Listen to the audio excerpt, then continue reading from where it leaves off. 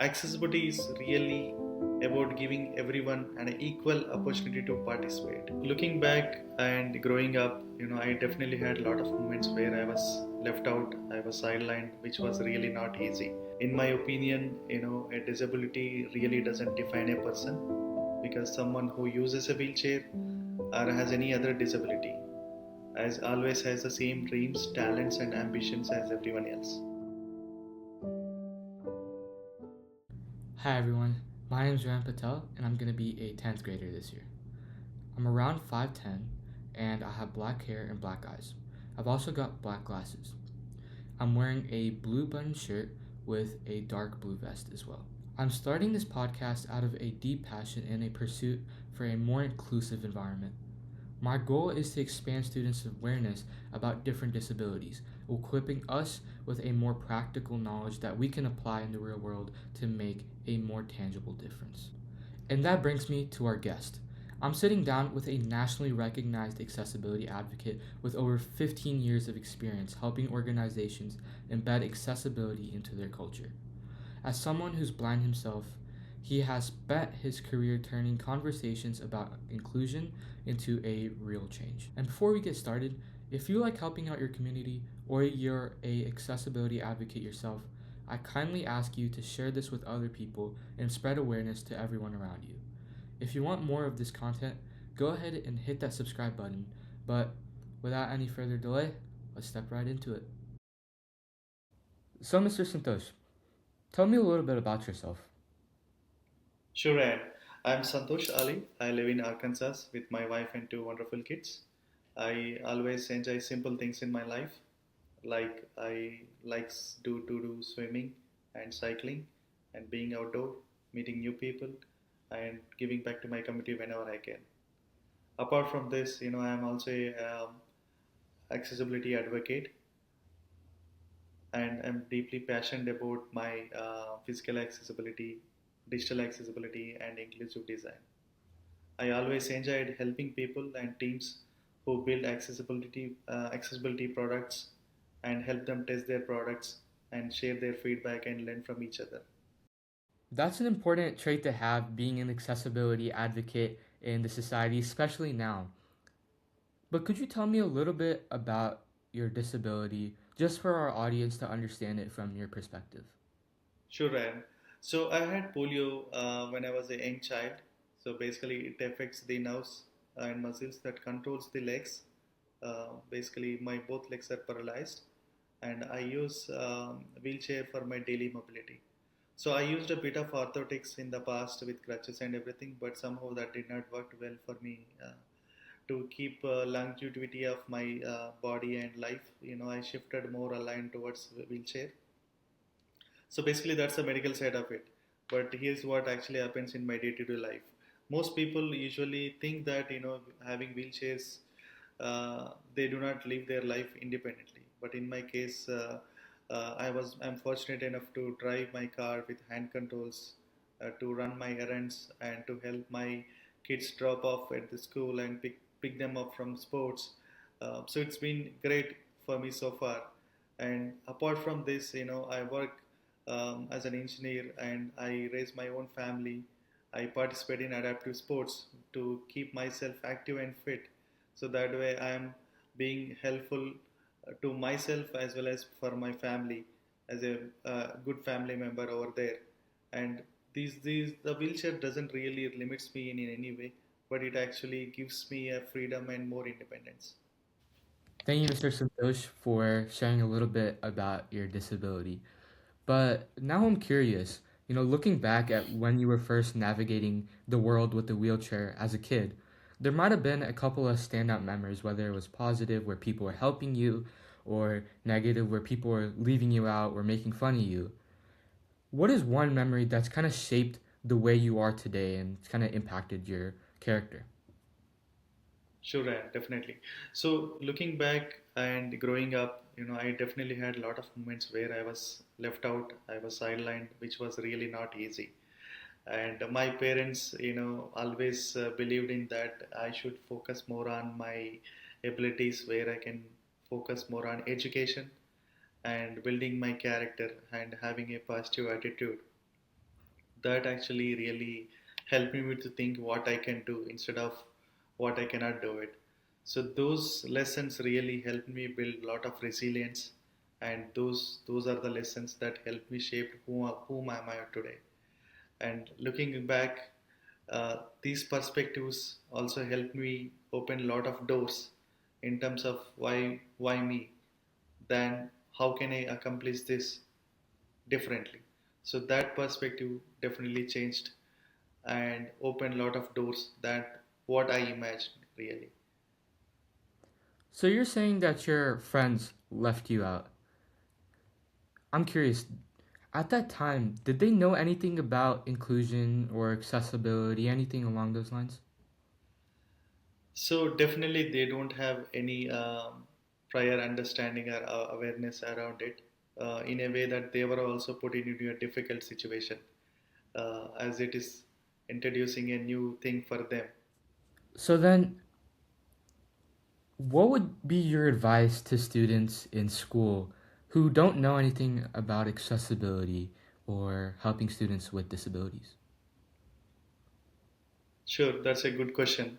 So, in my opinion, having curiosity really helps instead of making assumptions, because sometimes you don't want to be afraid to just say hello.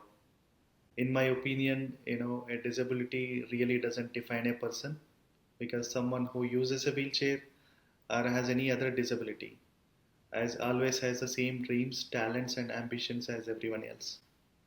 You really don't have to know everything about someone's disability to be their friend. Rather, you just treat them the way that you would like to be treated.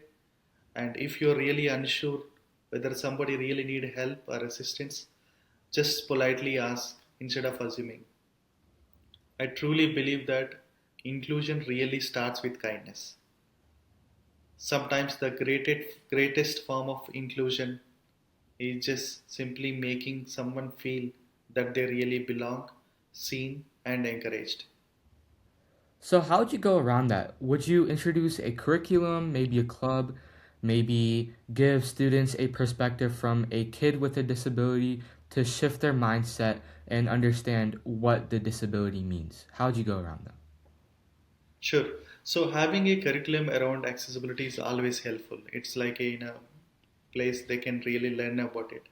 If not, creating awareness is important for them to understand real day-to-day life of a particular person with a disability.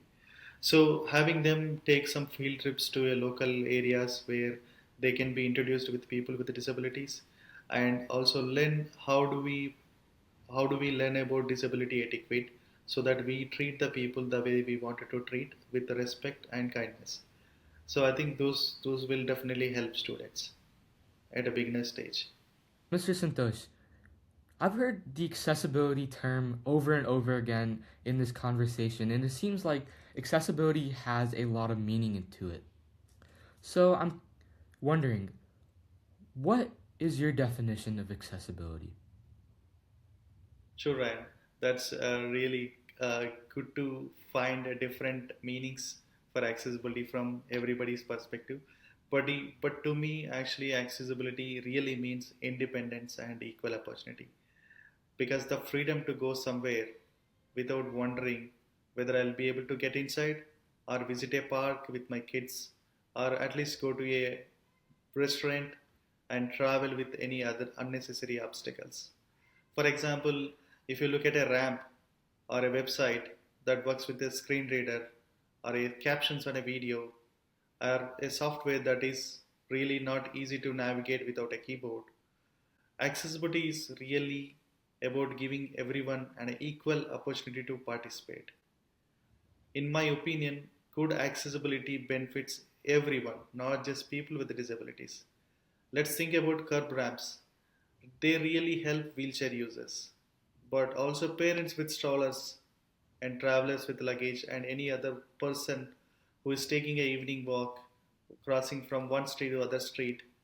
It really helps. When accessibility works well, people really don't even notice it. They are just able to proceed and live their lives. We've been talking a lot about how people don't know how to help kids with disabilities, or they don't do this, they don't do that. They have these misconceptions. But I want to get to the core idea. So could you tell me the one thing that the general public doesn't understand about people who use wheelchairs? Sure, right, definitely. So the general public, in there are two cases. One case where if they have a person with a disability in their family who uses wheelchair, they obviously know how to take care of those people and how to treat those people. But in case if the people don't have a family member or any nearest neighbor who uses it, that's when the people you know always confuse using a wheelchair is being like a dependent or incapable. But in reality, most of the wheelchair users have careers, families, and responsibilities and dreams, just like everyone else. They just simply accomplish things differently and make a difference. And another misconception I see that all the wheelchair users have the same abilities, but that is not the true. That is, the disabilities definitely vary from person to person. So it's really not important to generalize. And above all, I really hope to see the person first, not a wheelchair. Yeah, thank you for sharing the misconceptions. And I don't think it's right to make a stereotype for people who use wheelchairs. Right, But exactly. now I wanna share an experience that I've had. So sometimes when I go to Walmart, for example, I see these accessible spaces, parking lots in the front of the store that are meant for people who have disabilities. But people with non-disabilities park in there as well. And they might think that it's for 1 minute. What would 1 minute do, right?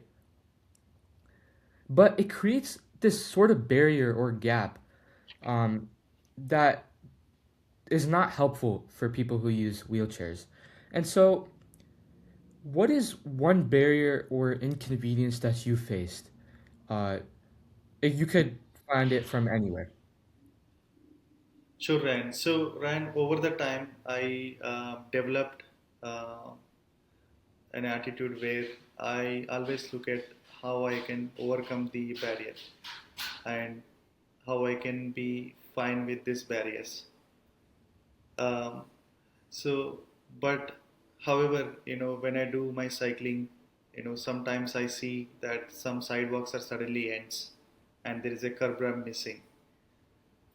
And sometimes the entrances only has steps and there is no way for me to get inside. So those are the scenarios where I see everyday barriers. And also there is a lot of times I find difficult in finding an accessible parking space, and sometimes it is actually blocked and violated. So in my opinion, these might look like small inconvenience to others, but they can completely change my route or even keep me accessing from a place at all. In fact, most of these barriers are preventable. Accessibility just need to be considered from the beginning, not just added as a later afterthought.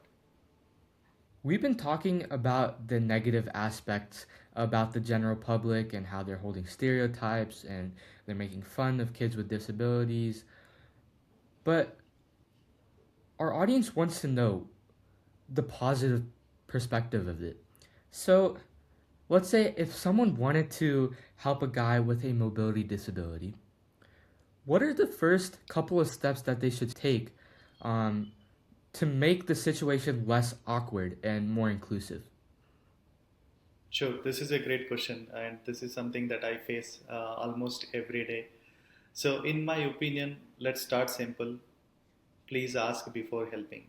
Something as small as would you like some help? This actually shows a respect and goes long way. And this is actually part of disability etiquette as well. Many people mean well and they want to do good, but they just jump straight to the pushing a wheelchair or grabbing someone's belongings without asking. Imagine someone is suddenly grabbing you and deciding where you're going. That creates a lot of awkward situation. In my opinion, a wheelchair is part of someone's personal space. If the answer is yes, yes, follow their lead since they know what works best for them. If they say no, don't be offended because respecting someone's independence is its own form of kindness. To summarize what you just said, you're saying that people who have disabilities, they want to be as independent as people who don't have disabilities. That's right. They always want to be independent.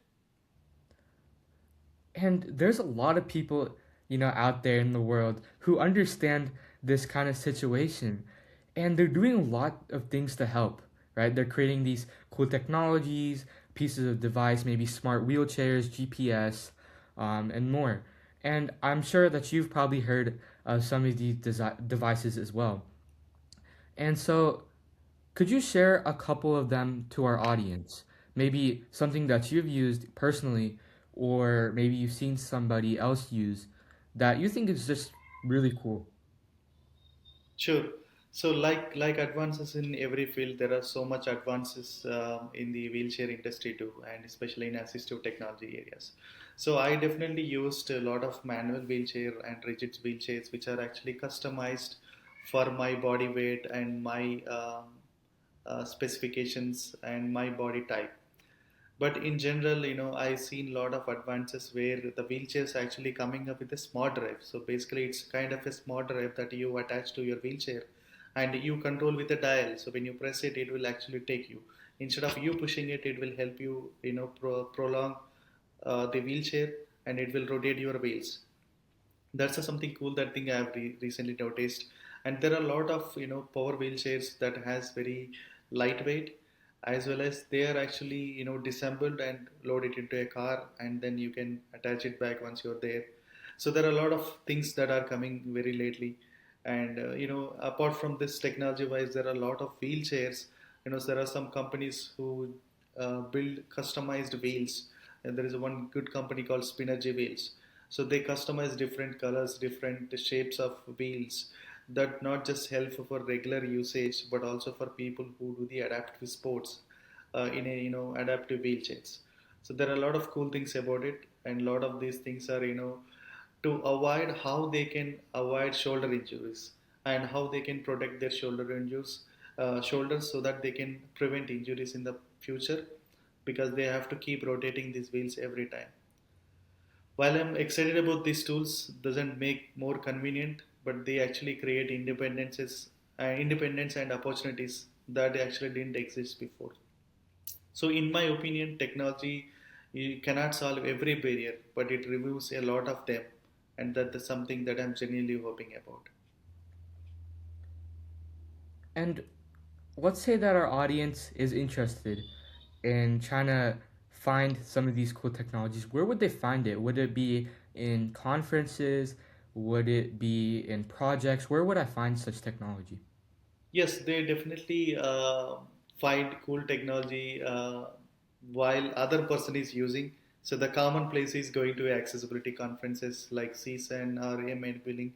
So where you find a lot of people with different disabilities, and you can actually see the technologies that they are adapted and using it on their day-to-day life, and then you can get inspired. And if something that you really like, you can really adapt for it.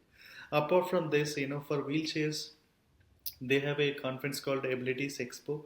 They do it in different cities where a lot of wheelchair people will come. A lot of wheelchair vendors will come. They check your wheelchair. They provide some care for your wheelchair, and they also let use their wheelchair so that you can try their equipment and think of getting something like that whenever you're ready. Basically, those are the opportunities where people will meet and discuss and learn from each other. And the other thing is adaptive sports. There are a lot of adaptive sports organizations in locally and in every state. They always try to meet to discuss many things, but wheelchairs is always part of the discussion. Yeah, it's interesting that you mentioned Adaptive Sports Association because a couple of days ago, I got to volunteer at the Ozark Adaptive Sports Association here in Arkansas. And a couple of days ago, they told us we had to sit in wheelchairs and play basketball. And I was like, how would I be able to dribble and have fun playing basketball while I'm using a wheelchair? But once I started, getting used to the wheelchair and shooting and dribbling, I realized it's actually much more fun. And it was a really eye opening experience because it's not something that I experience every day, right? And I think that it could help our audience as well to get those type of perspectives. So my question to you is, how can our audience be involved in helping with people who have disabilities in the community? So Ryan, that's great that you have tried Wasaza and you had a good experience with wheelchair basketball. Even I try that all the time. Uh, but coming back to your question, you really don't have to do something extraordinary. Start by including people. Just invite them to the invite events and provide reasonable accommodations after checking their options. And the most thing that I always love to do is volunteer with organizations that help and support people with disabilities. For example, if you're designing a school or a website or a park, it's always better to include people with disabilities in the conversation from the beginning. This helps to solve a lot of problems that comes later. So the best solutions often comes from people listening to the people who actually experience it and go through those challenges. In my opinion, inclusion doesn't always start with money or technology or some discussions, but is always start with kindness. So you're suggesting that our audience can literally start a chapter or go volunteer in their community without money, without experience. Yes, it's like providing um, volunteering always help in providing back to the community. That way, you are also learning something new and you are also getting an awareness of how you deal with people with disabilities because you already experienced while you support the volunteering at an organization. So it will help you increase your awareness as well as help people with disabilities by providing your time and effort. It's kind of giving back to the society and communities around you. And I've learned a lot from just that one experience as well. And even from this podcast, there's some things that I never knew of that I'm learning just now. And I hope that our audience who is listening to this podcast can kind of take some information that we've discussed today, maybe knowing that people who have disabilities, they're independent as well. There's cool technologies out there. Don't create these stereotypes that the general public uses. Um, and all in all, just have a more inclusive environment. And Mr. Santosh, would you like to summarize that? Would you like to give maybe a closing message to our young viewers and audience about what we discussed today? Sure, and it has been a great conversation so far. Thank you again. In to close it out and sum it up, I feel disability is kind of a natural part of every human being. Anyone can be disabled at any stage in their life through illness, injury, or aging.